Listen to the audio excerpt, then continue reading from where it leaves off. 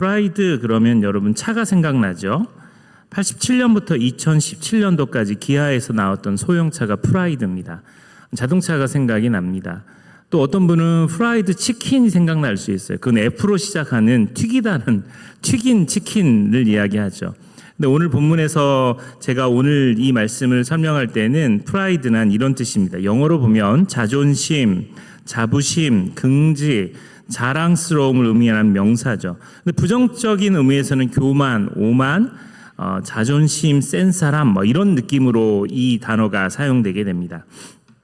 한자로 볼까요? 한자는 스스로자의 높을 존, 그다음에 마음 심자를 사용합니다. 스스로 높아지려는 마음이 이 자존심입니다. 자기를 지키려는 마음이긴 한데 자존심이 세다, 자존심이 강하다 이런 말들이 사실 좀 불편한 이야기처럼 느껴질 수 있어요.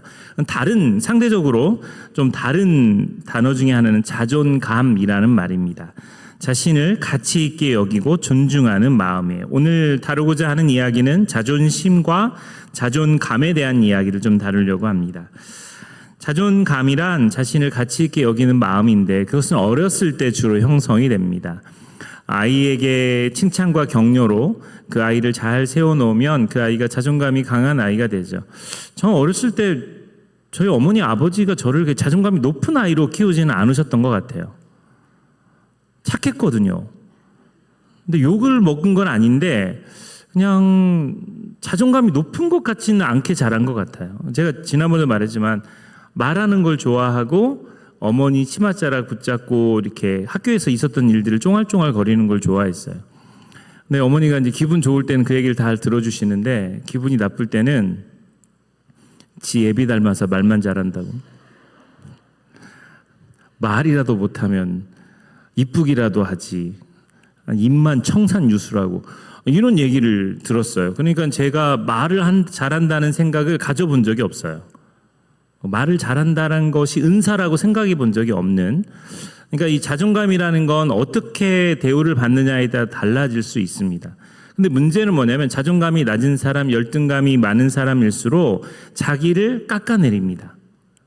그런데 타인도 깎아내려요.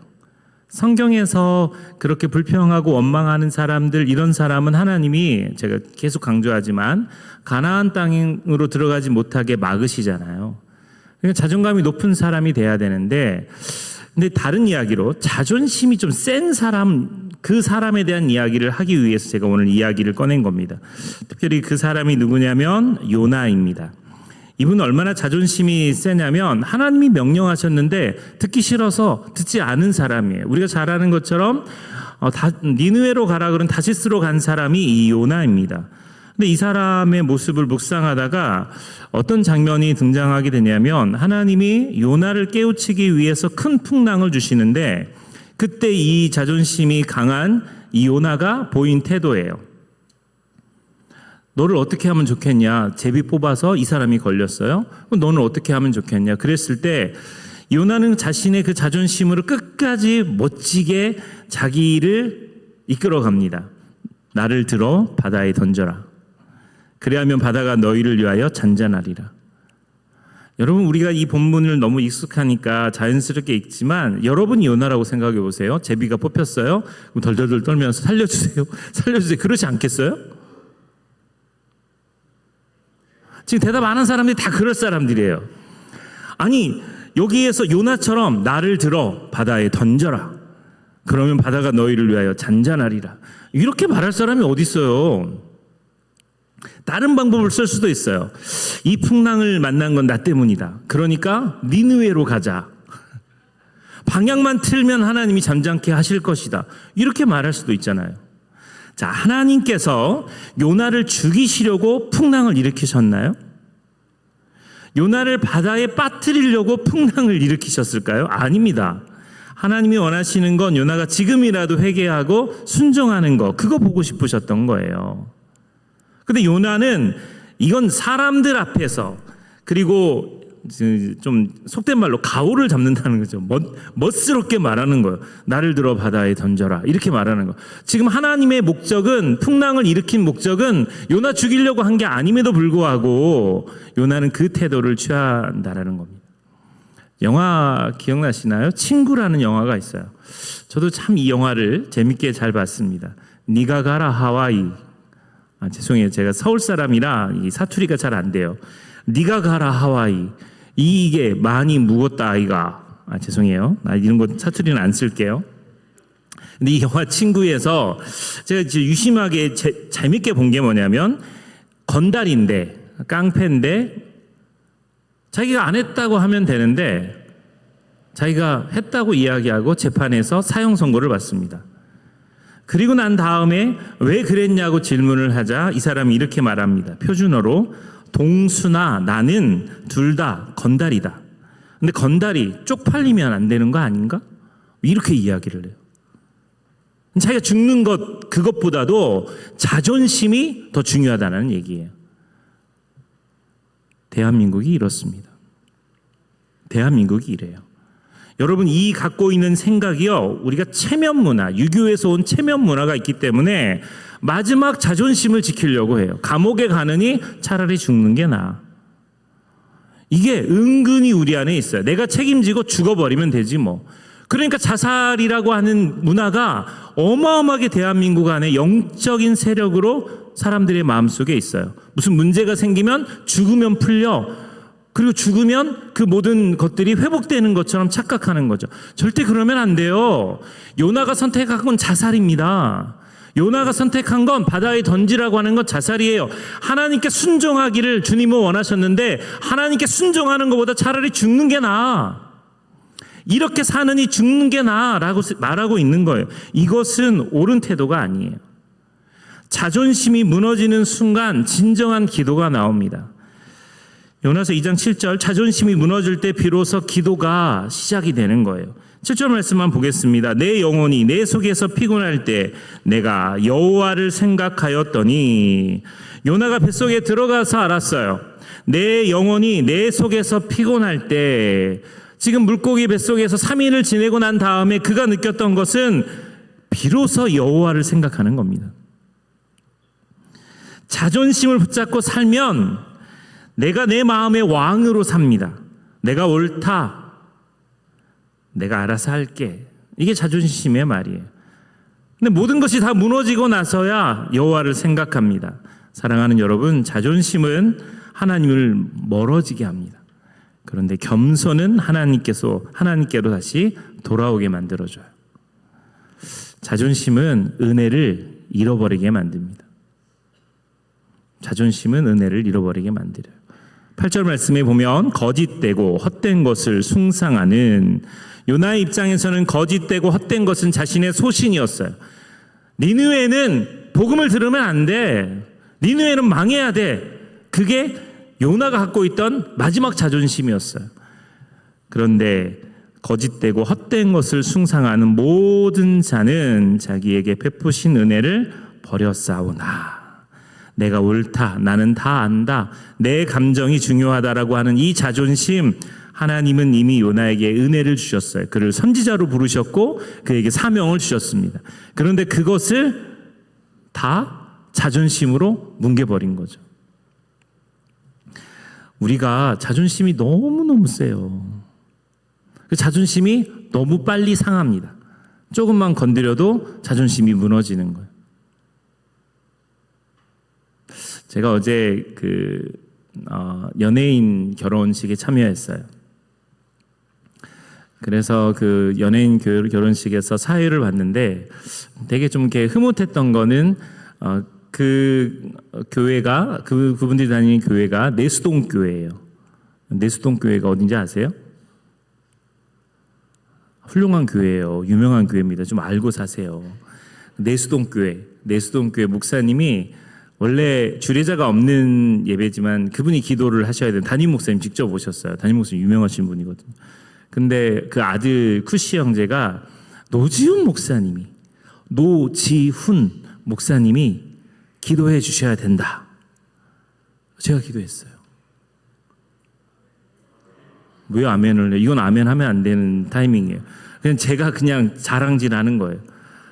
그래서 정말 그분 나중에 그분께 죄송하다고 인사드렸어요. 목사님 뭐 넉넉하게 막 웃으면서 넘어갔지만 뭐 그분이 불쾌하게 생각한 건 아니지만 제가 죄송하더라고요. 왜냐하면 내수동 교회가 그래도 한국 교회를 대표하는 교회인데 그 교회 목사님이 오셔서 그냥 결혼 전에 잠깐만 기도해 주시고 가시고 저는 또 앞에 나가서 기도를 하는데 좀 죄송한 마음이 들더라고요.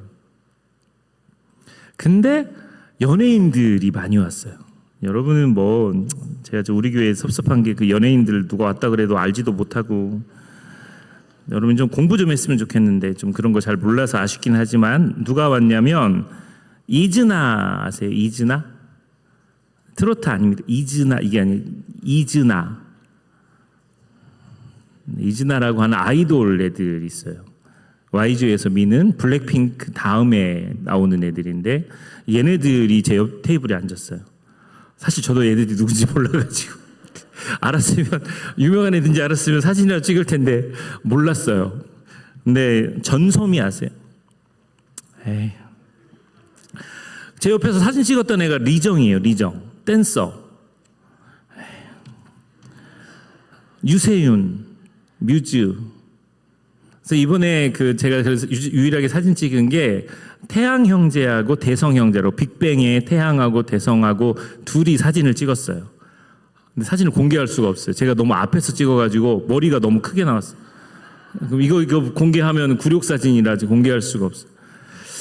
그런데 그런 연예인들, GD도 왔거든요. 그런 친구들하고 같이 있으면 자존심이 막 상해요.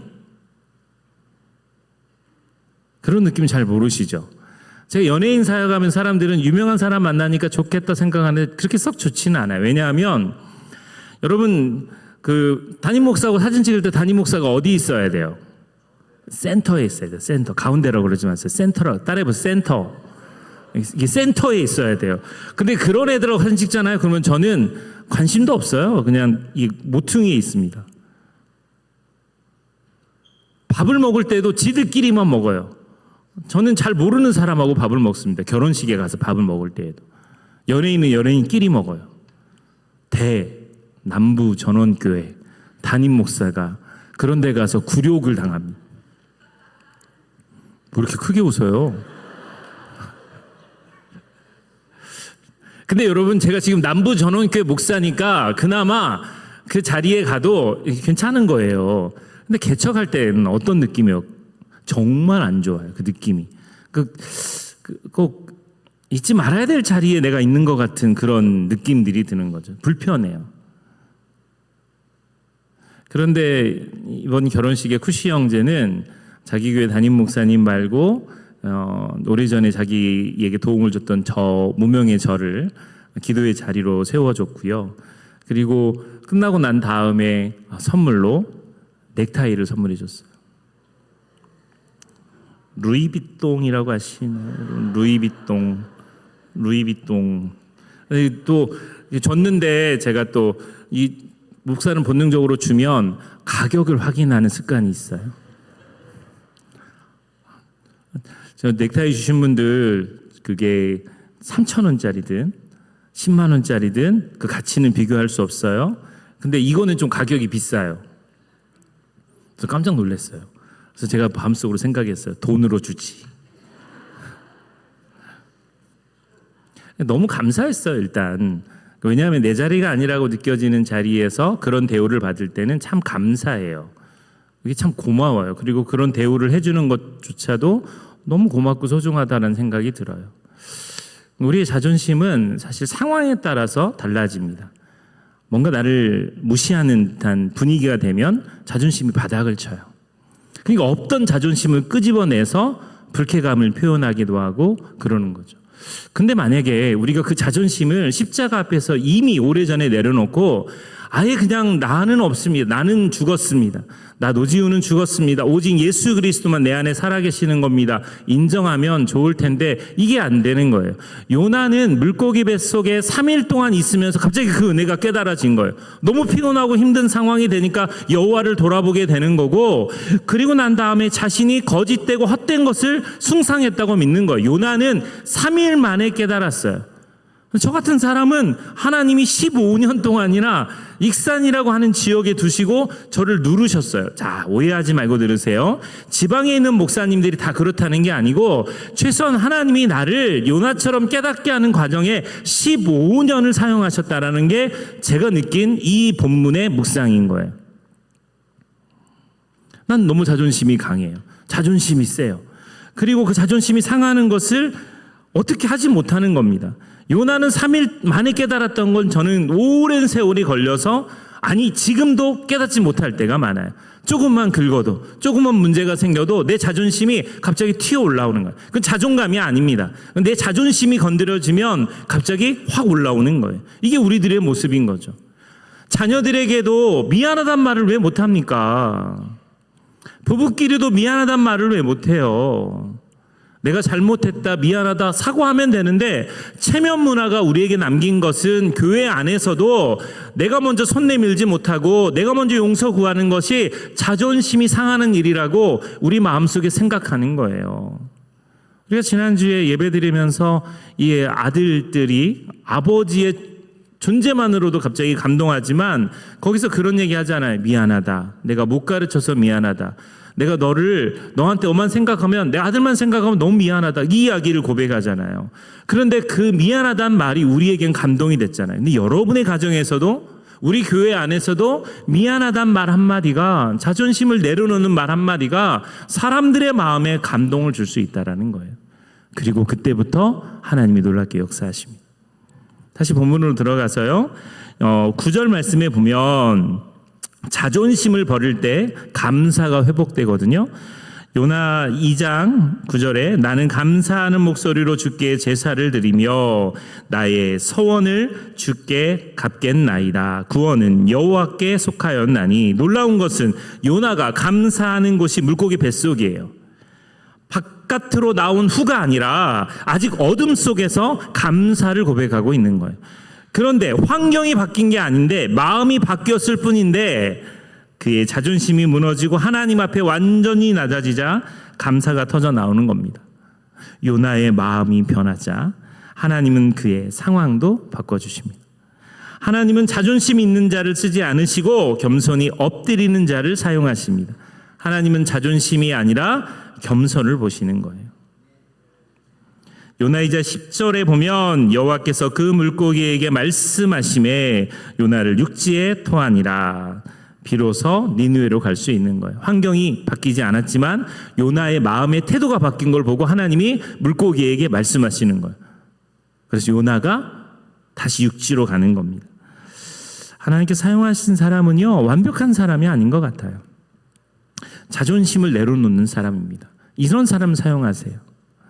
가정에서도 교회에서도 관계 속에서도 문제가 생기는 이유 중에 하나는 자존심 때문입니다. 절대 내가 먼저 사과를 못해요. 내가 왜 저 사람한테 져야 해? 이게 우리 안에 있어요. 사과를 못합니다. 그게 10년, 20년, 30년 동안 묵어있는 교회의 모습이기도 합니다. 이번 명절 때 내려갔는데 그 천국 환송 예배 주보 한 장이 보여요.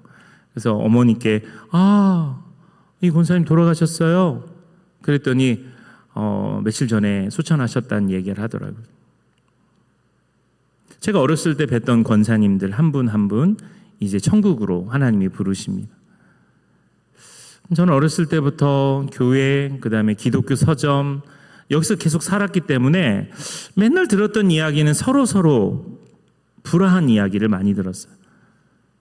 또 제가 교회에서 꾸미는 교회에서 2층에 카페를 둬서 쌍화차, 레몬 생강차, 대추차 이런 것을 판매할 때도 거기 내려가서 이렇게 노트북으로 작업하다 보면 교회 사람들이 참 많이 와요. 한결같이 은혜스럽게 서로 욕해요. 똑같아요. 모든 교회가 카페에 모여서 욕을 해요. 그럼 제가 듣고 싶지 않지만 그 교회 목사님이 얼마나 나쁜 놈인지, 그 교회 권사님, 장로님이 얼마나 나쁜 사람인지를 다 들어요. 와가지고 좋은 얘기하는 사람들이 거의 없어요. 교회 사람들이 모이면 불평하고 원망합니다. 그게 몸에 배어 있어요. 그래서 이 자존심이 강하니까 이게 잘 안 되는 거예요. 그 마음이 바로 요나의 마음이에요. 하나님께서 말씀하십니다. 야고보서 4장 6절 말씀 같이 한번 읽어볼까요? 시작. 하나님이 교만한 자를 물리치시고 겸손한 자에게 은혜를 주신다. 오늘 요나처럼 고백해야 돼요. 구원은 여호와께 말미암았다. 구원은 여호와께 속하였다. 이렇게 기도해야 돼요. 주님, 내 안에 자존심을 내려놓습니다. 내가 옳다 말하며 주님보다 앞섰던 교만을 용서해 주십시오. 아이들을 가르칠 때도 그런 권위적인 태도를 하다 보면 그게 잘 먹히지가 않는 거예요. 튕겨서 나가는 겁니다. 저는 아들 연구소라고 하는 그 유튜브 방송을 되게 좋아해요. 그거 보면 너무 재밌어요. 왜냐하면 제가 딸만 키우잖아요. 그래서 좋아요. 아들 안 낳기를 얼마나 감사한가. 하나님의 은혜다. 우리 이태원 팀장님 아들 셋. 놀라운 건 경상도 아들 셋. 그래서 아빠가 일주일에 한 번 내려가서 이제 아이들하고 있는데 아이들이 아빠 하고 이렇게 반긴 적이 단 한 번도 없대요. 그러니까 인사하면 고맙대요. 근데 저희 딸들은 그러지 않아요. 애들 가르치지도 않았는데 제가 가면 뭐 아빠 하고 달려와서 안겨요. 행복해요. 자, 아들들은 엄마가 하지 말라 그러면 해요. 우리 권사님들은 뭐 이미 세월이 많이 지났겠지만 제가 식당 가서 본 게 뭐냐면 아이가 너무 방정맞게 막 움직이니까 뜨거운 거 손대지 마. 이거 뜨거우니까 절대 손대지 마. 그러는데 말 안 들으니까 엄마가 아이 손을 잡아가지고 야 너 여기 막 이렇게. 근데 그 엄마 표정에서 사단을 봤어요. 이 아이를 손을 뜨거운 냄비에다 집어넣으려고 그러는 거야. 하지 말라 그러면. 그냥 얘가 거기 가가지고 뜨거운 기운을 봐야 안 해요. 근데 여러분이 남자아이의 반응은 뇌 구조의 차이입니다. 위험을 감수하고 이 위험을 좀 감수해야 되는데 그게 안 돼. 경험으로 배우는 뇌를 갖고 있어요. 남자아이들은 충동을 조절하는 담당하는 전전두엽의 발달이 느립니다.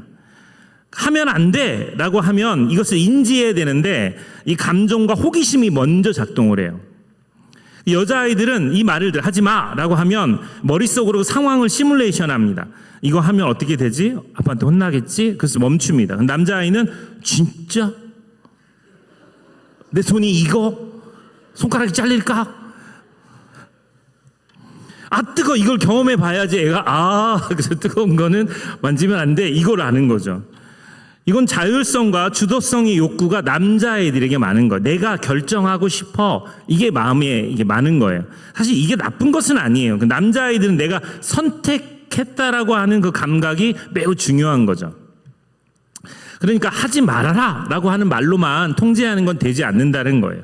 그래서 효과적인 대처 표현은 위험한 행동을 할 때 하지 마! 야 새끼야! 죄송해요. 하지 마! 막 이러면서 막 화를 내는 게 아니고 이건 위험하니까 네가 직접 확인하기 전에 해봐 한번. 그래서 손을 집어넣어. 야, 너 집어넣어 이렇게 하는 거야. 근데 이거를 좀 지혜롭게 하면 좋은데 이걸 좀 진짜 얼굴 표정이 루시퍼? 거의 정말 좀 말리고 싶은. 그러니까 엄마들도 이게 한두 번이어야죠. 그러니까 그런 마음이 나올 거라고 생각이 들어요. 근데 이거 왜 위험한지를 아이들에게 설명해주고 알려주면 나중에 이 아이들이 경험하면 이건 뜨거운 거야. 찾기를 건너다가 위험한 거야라고 알면 그 다음부터 하지 않는 거죠. 또 이거 방황할 때 너 왜 내 말을 안 들어? 이렇게만 설명합니다. 근데 지금 내 생각은 뭐야? 이유를 말해줄래? 이야기를 듣는 거예요. 제가 이거는 어린아이들뿐만 아니라요. 나이가 좀 들어도요. 뭐 너무 기니까 이야기는 못하지만 아버지가 목사님인데 너무 폭력을 많이 가했어요. 그러니까 제 친구인데 이 친구가 너무 많이 학대를 당했어요. 그래서 이 친구는 키도 크고 멋있고 잘생겼는데 무슨 주제를 이야기하면 다른 주제를 가지고 와요. 그래서 참 대화만 좀 해보면 자매들이 별로 호감을 갖지 않는 그런 친구예요. 나중에 알고 보니까 폭력적인 아버지 밑에서 자라서 얘가 그렇게 반응을 한 거예요. 제가 끊임없이 이야기했어요. 나 아버지하고 문제를 해결해야 된다. 아버지하고 문제를 해결해야 된다. 근데 이 친구가 정말 아버지하고 문제를 해결했어요. 아버지를 만나서 아버지에게 용서의 이야기를 들었어요. 그 다음에 갑자기 이 가정이 변화가 시작됩니다. 그동안 못 들었던 아버지가 미안하다라는 한마디를 듣고 난 다음에 이 가정은 놀랍게 변화하기 시작해요. 이게 굉장히 중요한 거죠. 약속을 어길 때, 이게 너 왜 말을 안 들어? 이거보다는 지금 내 생각이 뭐야? 그 이유를 말해주는 것도 중요하고요. 약속 어길 때 또 그러면 혼난다? 이렇게 표현하는 것보다는 이번에 내가 한 선택이 어떤 결과를 만들었는지 이야기를 들어보는 것도 중요합니다. 근데 우리가 이런 것들을 잘 하진 못해요. 왜냐하면 우리도 자존심이 있으니까. 자존심과 자존감, 이 말은 비슷한 말처럼 들리지만 다릅니다.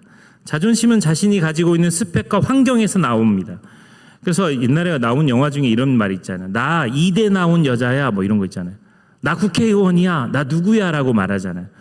근데 하나님께서는 그걸 우리에게 요구하시는 게 아니에요. 그냥 우리가 십자가 앞에서 죄인임을 인정하고 그 십자가의 사랑으로 변화된 하나님의 사람인 것을 받아들이는 게 중요합니다. 말씀을 읽겠습니다. 고린도후서 5장 17절 말씀처럼 누구든지 그리스도 안에 있으면 새로운 피조물이라. 이전 것은 지나갔으니 보라 새 것이 되었다. 십자가를 묵상하면 묵상할수록 두 가지 의미가 있는데 우리가 얼마나 무가치하고 무능력한 존재인지를 느끼게 돼요. 그런데 또 십자가를 묵상하면 묵상할수록 우리가 얼마나 놀라운 가치를 가지고 있는 사람인지를 깨닫게 되는 겁니다. 하나님은 우리의 자존심을 박살내는 이유가 그게 물고기 뱃속이든 그게 목회지의 어려운 상황이든 그게 여러분이 재정적인 문제든 몸이 아픈 것이든 그것을 통해서 우리에게 말씀하신 하나님의 뜻이 우리가 그 모든 것들을 내려놓고 하나님을 바라보기를 원하시는 거예요. 오 나의 자비로운 주님, 오 주님 나를 채워주세요 라고 고백할 수 있는 그 마음으로 돌아갈 때 하나님께서 우리의 낮은 마음들을 세우시고 변화시켜 주시는 거죠. 사랑하는 여러분, 주님은 우리의 자존심을 건드려서 우리를 무력하게 만들고 싶어 하시는 분이 아니세요. 우리의 자존감이 세워지고 존귀한 사람으로 드러나기를 원하시는 거예요. 하나님의 형상으로 지음받은 하나님의 사람인데 이 자존심이 죽어야 자존감이 살아나는데 그게 잘 안 되는 겁니다. 나아만 장군이 엘리사에게 왔어요. 왔는데 너무 기분 나쁜 거예요. 나와보지도 않아요. 치유하지도 않아요. 열왕기하 5장 11절 말씀에 나아만이 노하여 물러가며 이르되 내 생각에는 그가 내게로 나와서 그의 하나님 여호와의 이름을 부르고 그의 손을 내 환부 위에 흔들어 나병을 고치는 것이 맞다고 생각한다. 그리고 그가 아랍으로 돌아갔으면 아무런 기적이 있지 않습니다. 근데 자존심을 내려놓고 엘리사가 이야기했던 그 강에서 7번 목욕하고 났더니 기적이 일어난 거예요. 그냥 돌아갔으면 아무것도 일어나지 않아요. 수로보니게 여인에게 예수님이 긁었어요. 개 취급을 했어요. 그때 이 여인이 개요? 나를 개라고 불렀습니까? 내 자식이 개라고 불렀어요 라고 하면서 예수님과 싸웠으면 아무런 기적이 일어나지 않습니다. 주여 올소이다마는 상 아래 개들도 아이들이 먹던 부스러기를 먹나이다. 누가복음 15장에 등장하는 탕자가 아버지의 돈을 다 썼지만 한 가지 잘한 일이 있다면 지금부터는 아버지의 아들이라 일컬음을 감당하지 못하겠나이다. 나를 품꾼의 하나로 보소서 라고 말하고 돌아간 거였습니다. 사랑하는 여러분, 자존심은 하나님이 세워주시는 거예요. 자존감은 하나님이 높여주시는 겁니다. 그 사랑 안에 푹 잠기면 잠길수록 하나님께서 우리를 만져주시고 우리가 세워지는 거예요. 그러기 위해서는 십자가에서 죽었을 때 겸손하게 낮아졌을 때만 가능한 거예요. 사울이 원래 그러지 않았잖아요. 근데 그가 미쳐버렸어요. 왜냐하면 그의 왕좌가 그를 미치게 만들어버린 겁니다. 그러니까 사무엘 선지자가 너무 안타까워서 사무엘상 15장 17절에 이렇게 이야기합니다. 왕이 스스로 작게 여길 그때에 이스라엘 지파의 머리가 되지 아니하셨나이까. 당신이 스스로 작다고 말할 그때가 그립습니다. 그때 하나님이 당신을 선택하셨어요. 근데 우리는 너무 많이 우리 스스로 높아져 있어요. 그걸 낮추는 것이 우리가 해야 될 믿음의 자세라는 거예요. 자존심은 세우지 마세요. 그러나 십자가에서 주신 그 자존감은 높이세요. 그러면 용서하지 못할 사람이 없고 이해하지 못할 사건이 없습니다. 사랑하는 여러분, 이 세상 어떤 것보다 가장 귀한 것은 예수님을 알아가는 겁니다. 십자가를 알아가는 거예요. 예수님을 알아가고 십자가를 알아가면 갑자기 우리들의 인생 가운데 가장 귀한 게 뭔지를 깨닫게 됩니다. 그것을 저와 여러분이 깨닫는 은혜가 있기를 소망합니다. 우리 내 안에 가장 귀한 것, 이 찬양 같이 부르면서 주님 앞에 나아가도록 하겠습니다.